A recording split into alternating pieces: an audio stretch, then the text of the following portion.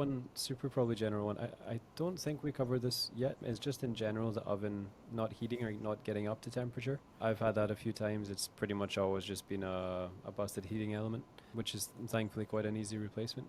Would you say that that's the most common? Is there anything else that could cause that? You put the food in, set the temperature up, and it gets like kind of lukewarm, but just not up there. Yeah, you're definitely right. It is typically the heating element or the bake igniter. And the reason that you can have some heat, or even where it'll get up to temperature, it'll preheat, but then it never gets hot again, is because during preheat, it cycles all of the available elements. So your broil element, your convection element, all of it's coming on to cook faster, to heat up. So when it comes time for just the bake to cook, then when you lose your temperature. So most often it is definitely the bake element. And with gas, it could even be intermittent. Like, yeah, it'll cook, but it takes an extra hour because it's not igniting every time that it should when it cycles. Yeah, that's definitely the most common. If you have a convection feature on your oven, one way to really know that it's your bake element is, instead of just choosing to bake, select a convection cook feature and then cook your food. And if that works and everything's fine, then you know for sure you've got a bad bake element. Yeah, makes sense. You were saying on the gas, yeah, I personally didn't realize, and I'm sure a lot of other people also don't realize, but the gas oven's cycling on and off as it cooks. So, yeah, it might appear to be fine on the first one, but then I guess further down the line something's missing, or it's maybe not lighting fully or evenly. So good to know. And I guess for that you can sort of just keep checking your gas oven and seeing if the flames are all there properly. Yeah, for sure. And that is really a pretty common issue when a bake igniter goes out. It does typically kind of get worn out, so it's intermittent before it fully goes out a lot of times. So, Hmm.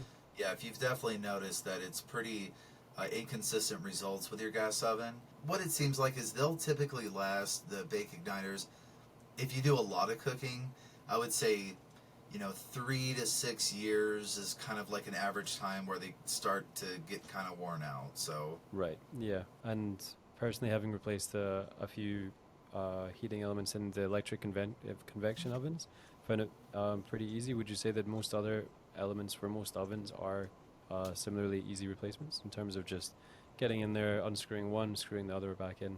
for the most part, it is the majority of them. Uh, When you start to get into like the hidden bake elements, some of those can be difficult, and sometimes, because you can get to the element through the front, you open the door, take off the door, make it even easier. It's usually just two screws, the element pulls out, the wires are long enough, you change it, no problem. But every once in a while they'll make it to where those wires aren't long enough, where you can't pull the thing out, and then yeah. that's when you curse at the engineer that designed it that way and have to pull the whole thing out. So Yeah, which I guess can vary drastically on based on model how easy the pulling out part is.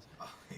Yeah. Yeah, especially if it's a built-in oven, Oof, a yeah. built-in double oven. You're talking a super heavy item, and if you don't have any kind of like structure to pull it out on, or any kind of dolly type thing, it's That's a workout. oh gosh, yeah, it's a nightmare.